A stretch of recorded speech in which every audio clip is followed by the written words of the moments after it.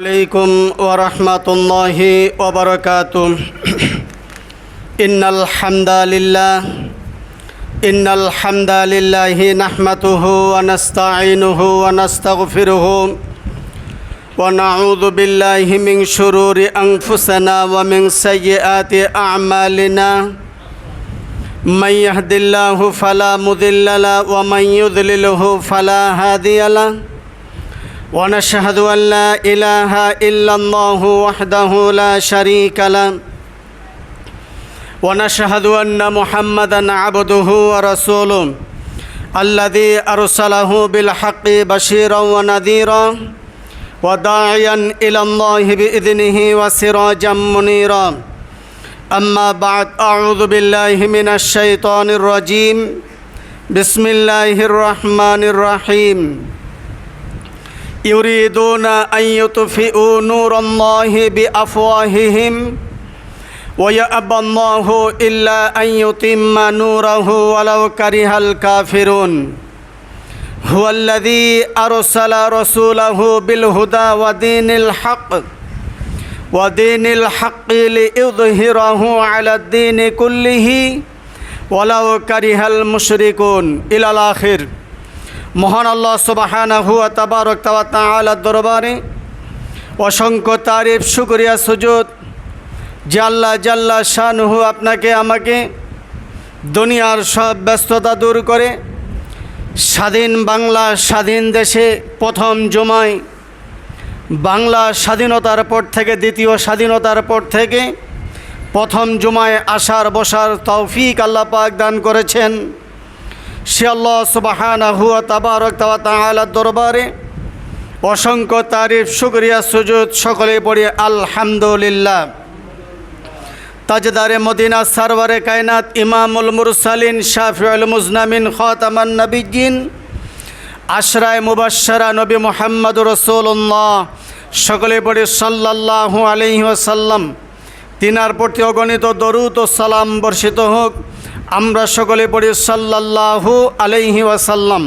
আমি আপনাদের সামনে সূরা আত-তাওবা 32 এবং 33 নম্বর আয়াতে কারিমা তেলাওয়াত করেছি। আজকের আলোচনার বিষয়বস্তু হলো ইসলামকে নিবৃহ দেওয়ার জন্য, ইসলামকে নির্যাসিত করার জন্য, ধ্বংস করার জন্য একটি মহল, একটি দল, একটি গোষ্ঠী জনকল্যাণমূলক সেবার নামে ছলনা করে ইসলামকে নিভিয়ে দেওয়ার জন্য মিডিয়ার সামনে আসবে। আল্লাহ সুবহানাহু ওয়া তাআলা তাদের সামনে ইসলামকে জয়ী করে রাখবেন। কোন সুবহানাল্লাহ। সূরাতুল আল বাকারার 114 নম্বর আয়াতে আল্লাহ তাআলা বলেন, ওমান আযলামু মিম্মান মানা'a মাসাজিদাল্লাহ আন ইউযকারা ফীহা ইসমুহু ওয়া সাআ ফী খরাবিহা ইলাল আখির। আর কে অধিক জালিম হইবে? ওই ব্যক্তির চাইতে অধিক জালিম নাফরমান আর কে হবে?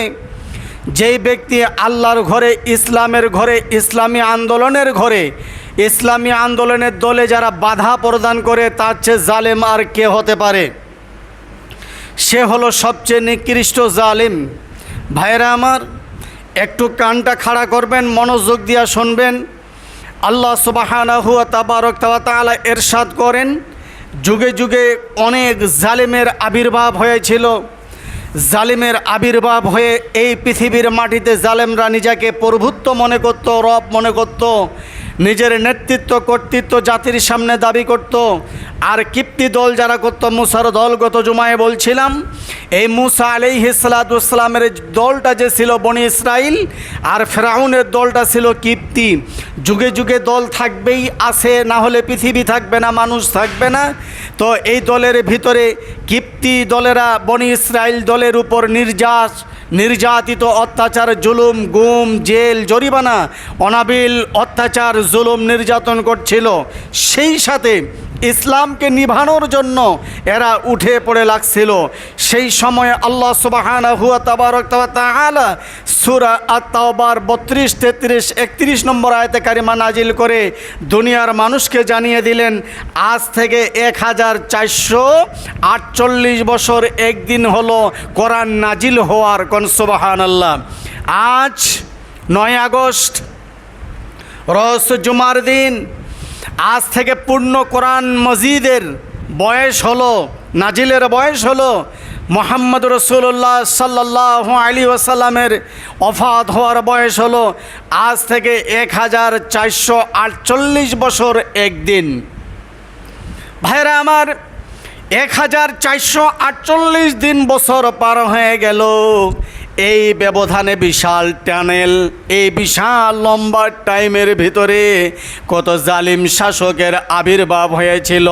নিজের পায়খানা নিজে খাইয়া এই দুনিয়া থেকে বিদায় নিয়েছে।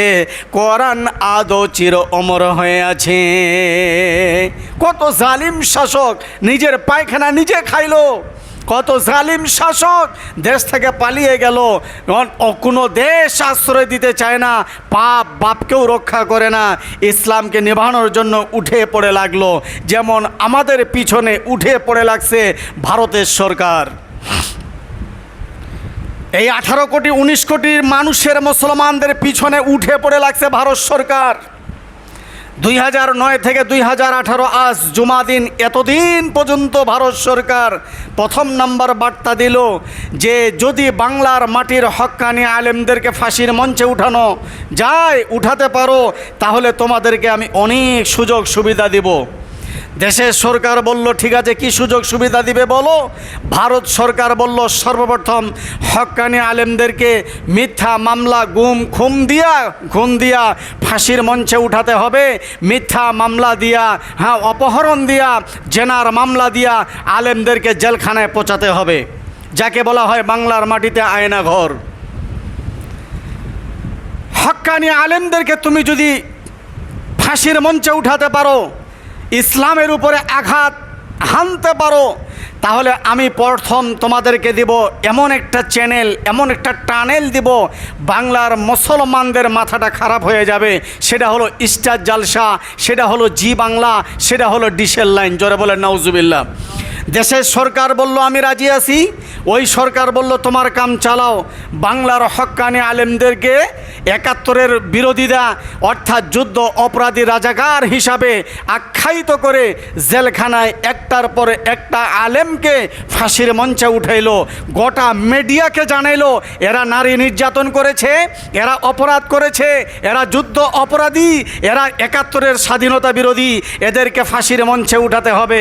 আপনি আমি জনসাধারণ সবাই জানতে পারলাম আসলেই মনে হয় এগুলি জেনাকার।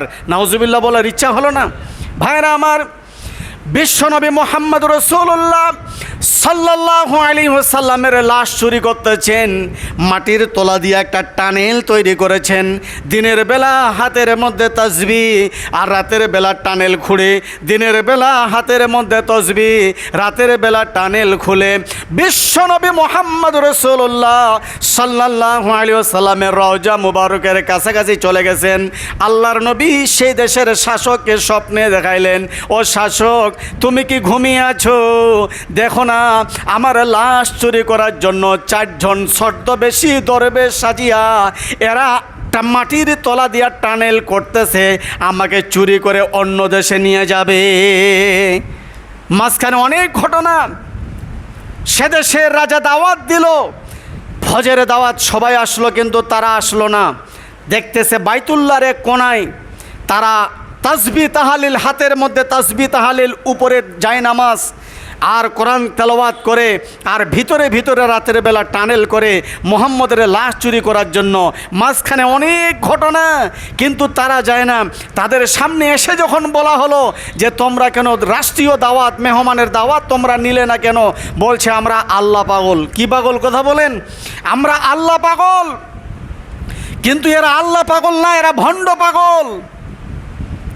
দেখা গেল জায়নামাজের তলায় কি বড্ড বড় একটা পাথর, সেই পাথর উঠানো হলো, একটা টানেল দিয়ে যাওয়া হলো। দেখতেছে আর সামান্যতম খুললেই মুহাম্মদের লাশ পাওয়া যাবে। 4 জনকারে ফাঁসি দিয়ে দিল। কিন্তু দীর্ঘদিন তারা টানেল খুঁড়তেছিল। তখন দেশের জনগণ জানতেছিল যে মনে হয় এরা দরবেশ, এদেরকে আমাদেরকে মান্তিকা করার দরকার, এদেরকে সাপোর্ট করার দরকার, এদেরকে সিল মারার দরকার, এরা আমাদের জাতীয় মেহমান। আজ আপনার আমার স্বাধীন বাংলাদেশে আমরা সেই রাস্তায়, সেই পথে, সেই মথে, সেই ভাবনায় আপনি আমি পড়ে গেছি। ভাবলাম এটা মনে হয় গণভবনের টানেল, কিন্তু না, সেটা হলো লাশ থোয়ার টানেল। জোরে বলেন নাউজুবিল্লাহ।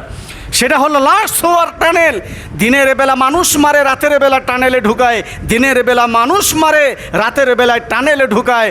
রংপুরের আবু সাঈদের রক্তের বিনিময় আল্লাহ রাব্বুল আলামিন সব বাংলার মাটির পাপগুলি জাতির সামনে, পৃথিবীর মানুষের সামনে, মিডিয়ার সামনে আল্লাহ তাআলা পেশ করে দিলেন। কোন সুবহানাল্লাহ।